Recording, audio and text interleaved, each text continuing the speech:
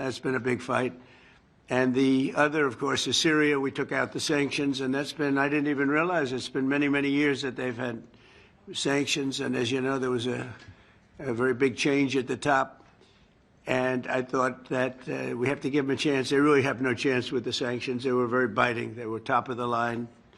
Nobody could even deal with them. You couldn't make a phone call to Syria. So we did that, and I met the new leader of the country, and he's got a strong past. That would be very nice. He got a strong past, but I liked him a lot. I think he'll be a great representative, and we'll see. You're going to have a strong past to put that one around. You cannot be a weak person. If you're a weak person, we would just be wasting time. So he's a strong guy, and I thought he was good, and let's see what happens. But we're going to give him a fighting chance by taking off the sanctions. So we've actually been praised for that. The Crown Prince of Saudi Arabia was very strong. Please do that. He wanted it done. President of Turkey wanted it done. President Erdogan called me, said, is there any way you could do that? Because if you don't do that, they don't have a chance. And so I did it, and it's actually been very popular. The Emir liked it a lot. It's been very, very popular. So let's see what happens. But it's my honor to have done it.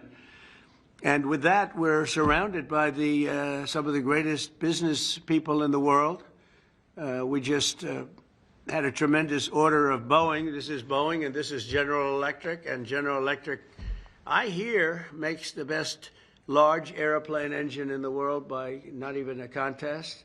Maybe I'll have to change my engines one day on my plane because they're not General Electric. But, it's one of those things. But I hear you make the best engines in the world, Larry. Larry's somehow his people at General Electric. First of all, it's one of the greatest turnarounds that you'll ever see in a company, because when you took it over, it was, I want to be respectful, General Electric was in trouble, to put it, I would say, right? To put it mildly. And now it's a hot company doing great, and it's, I would imagine the hottest thing is what's happened with the engine division, because this engine is incredible. Would you like to say a couple of words, Larry, about that? Because he watches, when he sees Boeing, he's very excited because he supplies, I guess, for the most part, the engines. Would you like to say something? Sure. Well, Mr. President, thank you. And it's an honor to be here. We're thrilled about the commitment that Qatar Airways has made to both Boeing and GE Aerospace with the largest wide-body order really in our company's history. Over 400 engines, both our GE NX, which powers the 787, the fastest-selling high-thrust engine in history, and our new 9X will power the 777X, which will be the largest commercial engine in the world. Will that be the same engine other than size, or is it different? It's a step forward and a generation forward as well. So even beyond? Yes. The large one? Very much so. That's great. And we think that really helps both Boeing and GE Aerospace continue to support not only our investment in domestic manufacturing, but in turn everything that we're doing to drive the $75 billion annual trade surplus that the aerospace industry enjoys in the U.S. today.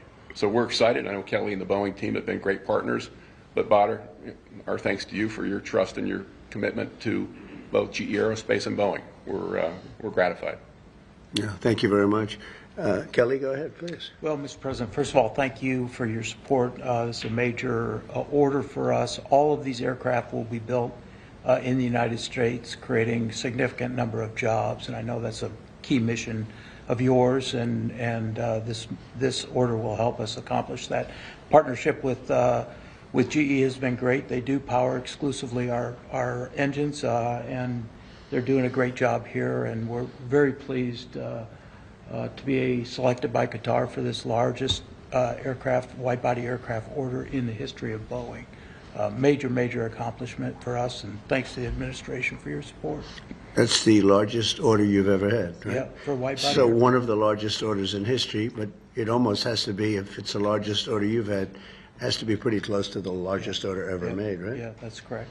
And you also, Boeing also got the jet fighter. We selected Boeing for the jet fighter, the state-of-the-art, highest level. It's an amazing looking plane. If it functions as well as it looks, I think we're going to have a big winner. But we're also looking at some additional jet fighters. We have some really good ones that we have we're taking a strong look from one of your competitors, I must say, and we're doing something very special. But it's a special country. We were losing the Middle East because the past administration didn't handle the relationship properly, didn't show the kind of respect that they deserve. And me, I have a lot of respect, and I have a lot of liking. I like the Crown Prince a lot. I've known him a long time in Saudi Arabia, and the Emir is fantastic. And we're going to another country in a little while, UAE, a fantastic man, fantastic leader.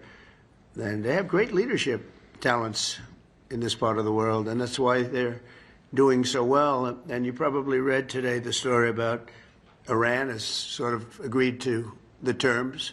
They're not going to make, I call it in a friendly way, nuclear dust. We're not going to be making any nuclear dust in Iran. And we've been strong. I want them to succeed. I want them to end up being a great country, frankly, but they can't have a nuclear weapon. That's the only thing. It's very simple. It's not like I have to give you 30 pages worth of details. There's only one sentence: they can't have a nuclear weapon. And I think we're getting close to maybe doing a deal without having to do this. There's two steps. There's a very, very nice step, and there's a violent step. The violence like people haven't seen before. And I hope we're not going to have to do this. I don't want to do the second step. Some people do. Many people do. I don't want to do that step. So we'll see what happens. But we're in very serious negotiations with Iran for long-term peace. And if we do that, it'll be fantastic. And for this country in particular, because you're right next door. You're a stone's throw away, not even, right? You're a foot away. You can walk right into Iran. Other countries are much further away, so probably it's not quite the same level of danger. But we are going to protect this country. It's a very special place with a special royal family. And the head of the royal family is two heads of the royal family, really, if you think. Great people, and they're going to be protected by the United States of America. And I think we're not going to have to do it because I believe very strongly in peace through strength. Now, we just gave out in the budget a $1 trillion budget, which is the biggest we've ever done. $1 trillion, never came close to a number like that. We'd be at 800. It would be at 800 billion. Would be at maybe 900, 910. We never got anywhere close to $1 trillion, but we're doing it. Hopefully, we will not have to use these weapons. We make the greatest weapons in the world. We make the greatest fighter jets. We make the greatest, I guess Larry would know better than anybody, but we make the greatest planes in the world, the greatest missiles and defense systems. The Patriot system is the best acknowledged to be. I mean, this isn't from me. And we have a lot of it now. It's under order. And we're coming up with new systems, and we're coming up with a new system of drones, because drones are really, if you look at the war that's going on, it's horrible, but we are watching it very closely, and drones really seem to be taking over that war. And so I hope you're going to come up with some nice, inexpensive engine for a drone so that we don't have to spend so much. I asked one of the companies, I said, I want a lot of drones. And, you know, in the case of Iran, they make a good drone. And they make them for $35,000, $40,000. So I said to this company, I want to see it. They came in 2 weeks later with a drone that cost $41 million. I said, that's not what I'm talking about, $41 million. I'm talking about something for $35,000, $40,000 where you send thousands of them up. And that's a great way. And they're very good, too, and fast and deadly. Horrible, actually. When you look at what's happening with Russia and Ukraine, the drone is killing tremendous numbers of people. You hide behind a tree and the drone comes down and it circles you with fire. You don't have a chance. The tree comes down also, by the way. It's so intense. I mean, you see these trees being knocked down like they're being sawed down by a top-of-the-line timberman, like you know who? Sean Duffy. Do you know that Sean Duffy, the head of the transportation department, who's working right now on the airports and getting a system because Biden didn't do a thing for 4 years, and Pete Buttigieg was the head, and he goes bicycling to work. He takes a bicycle to work. Can you believe he's running the biggest air system in the world, and he takes a bicycle to work? And they say he's going to run for president. I don't see it. Who knows, right? But I don't see it. But when I look at what they've done, it's so horrible what they've done. And the work they did do, they wasted billions of dollars. They're trying to hook up air systems to copper, and they tried to hook up copper to glass, and the glass doesn't work with the copper. And they had 30,000 different contractors doing 30,000 jobs. And when they put it all together, they spent billions of dollars. It didn't even come close to working. And we're going to be giving out a brand new system. It's very important. We'll have the best system, and we think we know who that system is. But we have a lot of bidding. But we want one check. We want a unified system. We don't want to have 5,000 contractors in all different places. Some digging ditches and some not doing ditches because they want to go by satellite. Satellite seems to be the way to go. But so we're going to be giving that out pretty soon. But what people don't know about Sean, because I mentioned lumberjacks, that Sean. You probably didn't know this. That I'm not talking about this Sean. This Sean, no, not this is not. This is a different Sean. Sean Duffy, the head of transportation. He's a great Sean, though, I have to tell you. But Sean Duffy was the world champion for 5 years, climbing trees and down, up and down, world champion. So that's what you call a serious lumberjack, and he's doing a fantastic job too. A really respected guy and a terrific guy. And I mentioned the champion because when somebody's a champion, he's the world champion for a long time. He came down, when you come down those trees, coming down at a rapid, he said that started getting you back. You will often break your back. You miss a shot and you're coming down a lot faster than the human body was meant to come down. But he's doing a fantastic job at transportation. But this has been a very historic trip. I watched some of the people talking about it, and even what I would perceive as enemies of ours, people that are not fair from the press, are saying it's been amazing. We've raised trillions of dollars in investments. There's never been anything like it. And just to finish, we have a country that now has, I think, Howard, we can say that at least $10 trillion of investment and potential investment. And if the past administration did $500 billion, it was like a lot. But we did it in 2 months because it's actually a little more than 3 months. But I always say the first month I had to get a little bit acclimated. So I didn't really do this the first, but when we started, so we've really been doing it, Susie, right, for 2 months. So in 2 months, we're going to have over $10 trillion. Nobody's ever come to, no country's ever come close to that. No country. And I want to thank the Emir because he put up a lot, and in terms of investment, it could amount to 2 million, 3 million, maybe even 4 million jobs in the United States. And more importantly, it's really important stuff. It's tremendous refining capabilities. It's capabilities for very high-end. AI is a big subject, and it's a big subject over here, too. I always say, what are you investing in? It seems one thing everybody seems to have in common is AI. So I don't know if that's a good thing or bad. Maybe you shouldn't do it because too many people are doing it, or maybe you should follow the crowd, fellas, okay? So you're going to figure it out. We have a man who's here who has been unbelievable, Scott Bessent, who's our Secretary of the Treasury, and who's so respected. When he speaks on television, it's like everyone just says, oh, okay. I had somebody the other day said, well, Scott Bessent said. I said, well, that's pretty good, Scott. You know? So I'm a believer. I'm a believer. But when he speaks, the markets really listen. And the big thing is that we have, to me, the most important thing of all is that, forget about the recent stock market being so good. Much more importantly, we have hundreds of different big companies pouring into America now, creating jobs like we've never seen before. Now, the bad news, it takes a little while for that to, you know, when you build your factory and it takes 1.5 years, 2 years, and they're going to build them very fast, and they don't need financing. That's the nice part. They don't need any financing. They have plenty of it. But they're building factories at levels we've never seen anything like it. And these are, you know, 10 billion, 12 billion, 50 billion. I said, how do you spend 50 billion on a factory? We have the chip companies coming in from Taiwan. We have Jensen, as you know, coming in with 600 billion. We have actually the biggest company of them all. You know all about it, coming in. That was a big, Mr. Wei. I said, Mr. Wei, you're a smart man, aren't you? I never met him. And I said, because I understand you control 99% of the chips. Oh, yes, I do. I said, that's pretty good. I said, is there any way of breaking that grip? They said it would take you many years. So I said, you know what? If you can't beat him, you join him.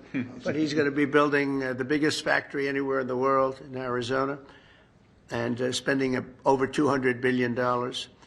And we have Apple, as you know, is coming in. And I had a little problem with Tim Cook yesterday. I said to him, Tim, you're my friend. I treated you very good. You're coming in with $500 billion, but now I hear you're building all over India. I don't want you building in India. You can build in India if you want to take care of India, because India is the highest, one of the highest tariff nations in the world. It's very hard to sell into India. And they've offered us a deal where basically they're willing to literally charge us no tariff. So we go from the highest tariff, you couldn't do business in India, we're not even a top 30 in India because the tariff is so high, to a point where they have actually told us, I assume you too, Scott, you were working on that also, that there will be no tariff, right? Would you say that's a difference? They're the highest and now they're saying no tariff. But I said to Tim, Tim, look, we've treated you really good. We put up with all the plants that you built in China for years. Now you got to build us. We're not interested in you building in India.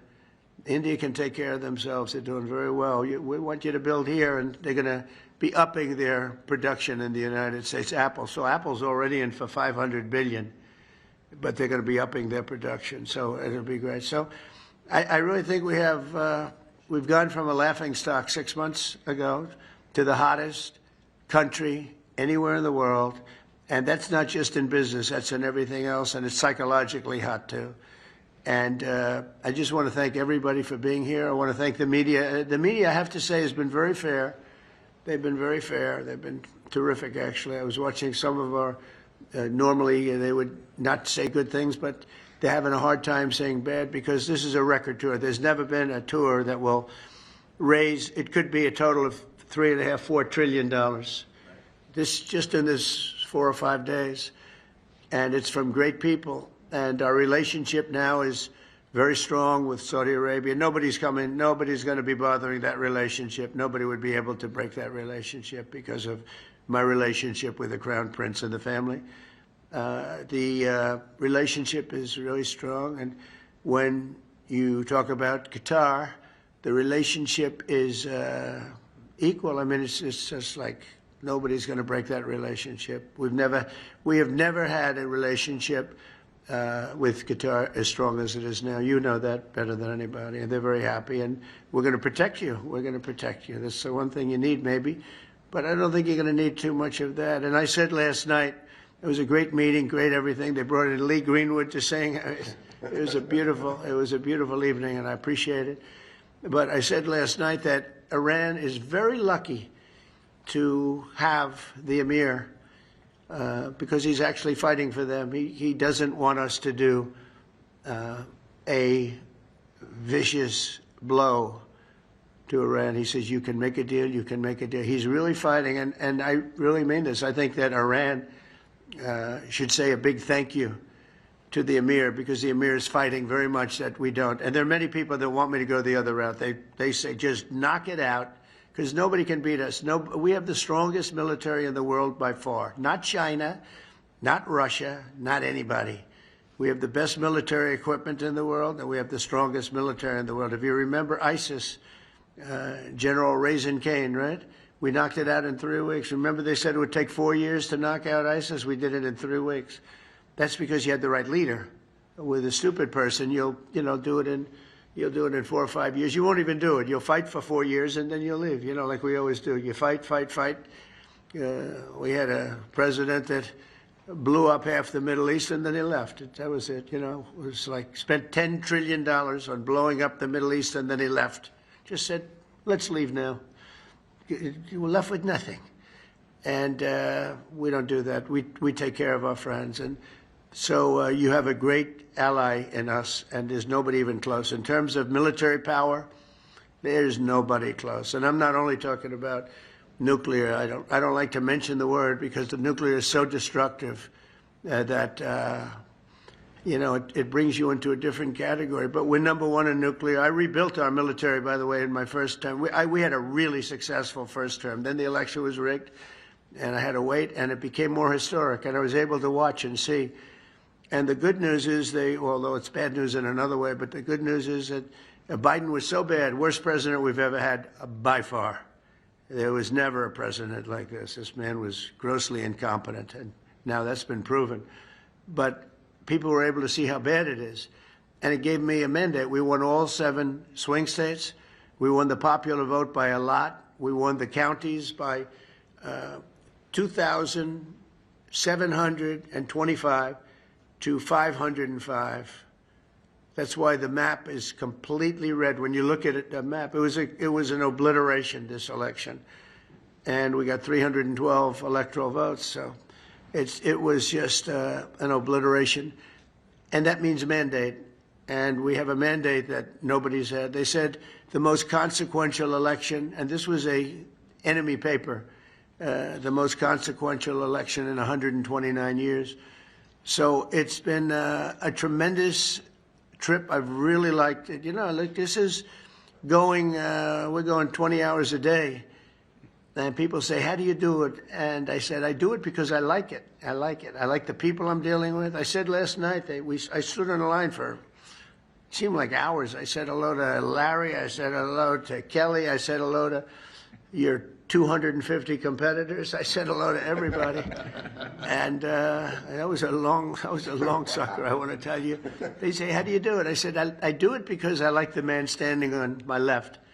And I said it 2 nights before about the Crown Prince, but last night I had the Emir, and he's fantastic. And I said, it's really not hard. You know, when you like the people and when you are doing something, we have a term, MAGA, Make America Great Again, very simple term. And I remember Biden saying, we will not let MAGA take over this country. I said, no, you stupid person.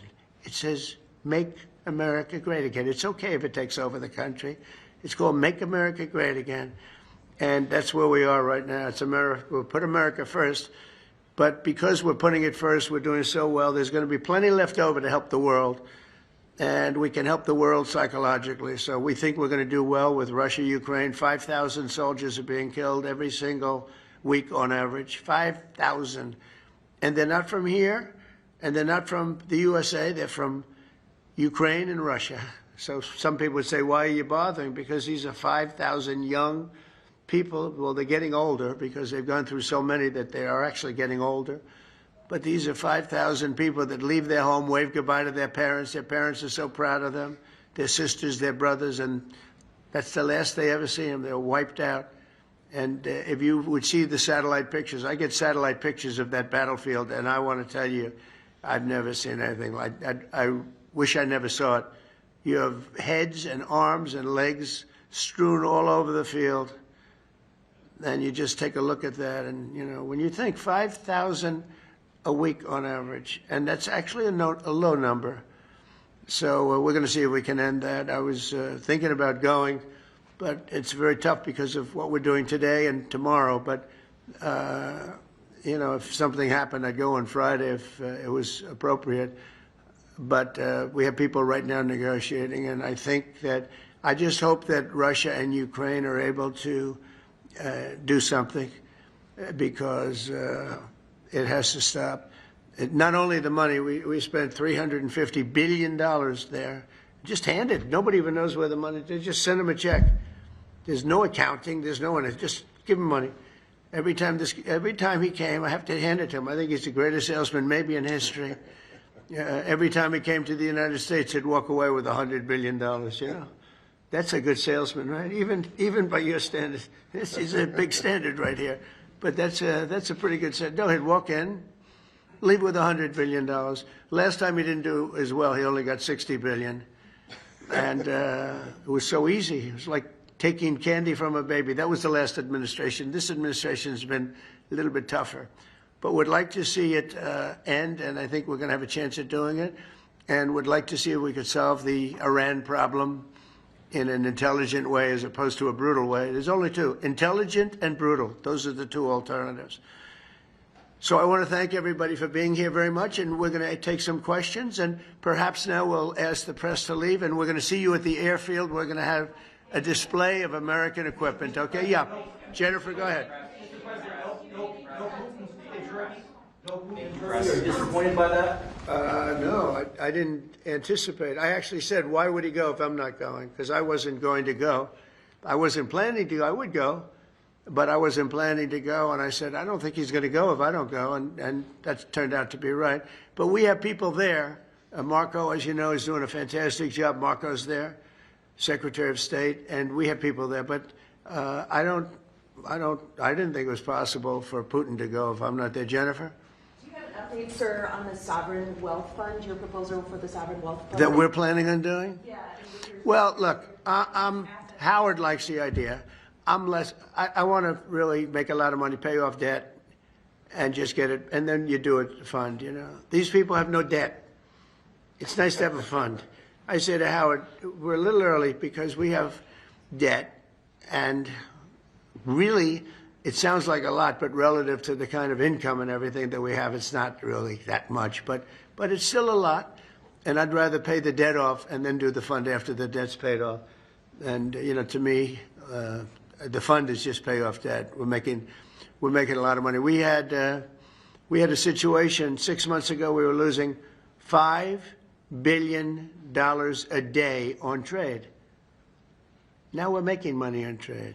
Don't forget, we were losing $1 trillion to China, so we essentially went cold turkey with China for a period of a month. Therefore, we weren't losing $1 trillion. You know, I think that's pretty simple, Scott, right? Scott did a great job over there. They made a deal. They have great relationships with China. You might want to speak about that while the press is here for a second, Scott, the relationship we have with China. It was a very important step in establishing a working relationship below the two heads of state. So with the tariff program, we had a plan, we have a process, and now we have a mechanism with our Chinese counterparts to prevent an escalation again. We're going to go into a series of negotiations. They're going to be fulsome, and we have a lot to talk about, but I think over the next 90 days we can accomplish a lot. We're going to be, I think I can mention, I'm not sure if the press will understand this, but I've devoted, I find it, number one, I find it fascinating. If you don't like things, you're not going to do well, but I do. I find it amazing. So I'm so looking forward to watching some of the power that they purchase at great price. But you'll see some jets today. Some of the reporters were in the plane. Were you in the plane as we were surrounded by 8 F-15s? You saw that? Were you concerned at all? It was a little bit spooky, right? It's a little bit different when I'm reading the name of the pilot from I'm seeing the name, McGraw. I look at his helmet. He's got his name and he's waving to us, and he's like where you are. And so I'm not sure I feel great about it, but we certainly had a lot of firepower surrounding, and as we were coming in, it was beautiful. And then just before we landed, boom, they took off, and nobody's ever seen it. They circled the plane, 8 of them, and we're landing, so now we're there. And it was really a display of beauty, and we heard it too. We were in the plane. I said, "What is that?" Because they stepped on the gas, because it's hard for them to only go 500 miles an hour. That's called very slow. It's not that those planes they're not meant to go 500 miles an hour, but it's really good. Great pilots, great display. So we're going to see that. But one of the things for the people that are interested in the military that I asked to look into, the F-35, we're doing an upgrade, a simple upgrade, but we're also doing an F-55. I'm going to call it an F-55, and that's going to be a substantial upgrade, but it's going to be also with 2 engines, because the F-35 has a single engine. I don't like single engines. Even this man, he's the best in the world at engines, but on occasion, I know you won't admit this, if an engine goes out, it's nice to have 2, 3, or 4. That's why I like the 747. It's got 4. And but today they're getting very big, and it's a little more cost-saving to have 2 very, very big ones. But no matter how good, they tell me, Larry, the engine will never go out. Well, I think it goes out on occasion, very rarely. And we're going to do an F-55, And I think if we get the right price, we have to get the right price. And that'll be 2 engines and a super upgrade on the F-35. And then we're going to do the F-22. I think the most beautiful fighter jet in the world is the F-22, but we're going to do an F-22 Super. And it'll be a very modern version of the F-22 fighter jet. And I don't know if you know it, but you know who copied it? China. They copied it. I said, I'm looking. They said, that's the F-22. They copied our design, but they won't be able to copy our engines too quickly or anything else. So we're going to be doing an F-22 Super. And this will be a plane like no, to me, it's the most beautiful fighter jet ever made. And so I want to do that. And sometimes, you know, stealth, they do stealth. I'm not a huge believer in stealth because stealth is basically, a lot of it's the design and the shape. And, you know, I'm sure you maybe think, but also if that's the case, they're going to figure it out pretty fast, I think. So you're going to design an ugly plane for stealth reasons, and then 6 months later, they're going to figure out this, and then you're stuck with a plane. Now, we're doing a super F-22, and we're going to be going with it pretty quickly. And then, as I told you, we're going to be doing a tremendous variety of drones, from lots of very inexpensive drones, and on the F-55 and on the F-35, but much more on the F-55 and on your plane that you're doing, which he calls the F-47. F-47. I said, how'd you come up with 47? That's an interest. It was very nice, actually. But you said there's a tremendous capability for, it travels with many, many, potentially hundreds of drones, right? Do you want to talk about that? Because it's very interesting to people. Well, the F-47 is the first 6th generation Right. fighter in the world. We're very excited to be developing that, and we'll be bringing that into production in the near future. There's not much I can say about that for security reasons, but we're very pleased to be in the development process of that airplane. Yeah, it's going to be great. It's got a beautiful weapon, as you say. We're also doing very heavy on submarines. We have a lead on submarines that I don't think, unless you have a really, really stupid group of people, including the president, I don't think anybody can catch us on submarines. We have our submarine, in particular the late model.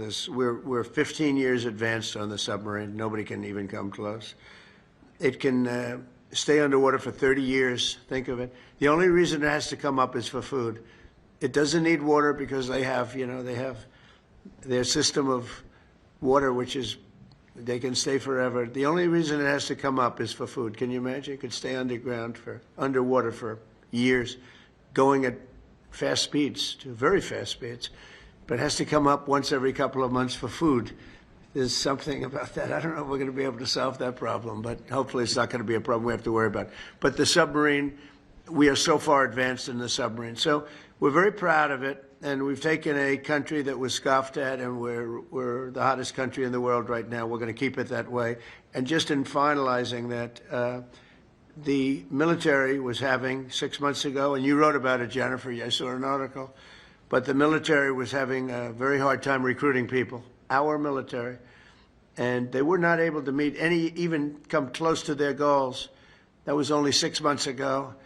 And now, as you also have written, we have a military that we have so many people want to get in. We've never had anything. They say 30 years plus because they only go back, but probably ever. We have never had such excitement to join the military. So we went with a military that couldn't recruit very easily and was really way, way behind, to a military where we're actually picking the people we want. And it's very hard to get in. It's actually hard to get in. And that goes for the police force and the firefighters. I always mention the firefighters. They're incredible. But the police force and the firefighters, we're having a very hard time getting people to become policemen like we had never had before. That was 6 months ago, Biden, because the country had no spirit. It was like just had no heart. It was a dead heart. Now we have the liveliest heart you've ever seen. So I just think it's such a great contrast to think 6 months ago you couldn't get, and now we're setting records. Who would think that could have happened? Thank you very much, everybody. Thank you.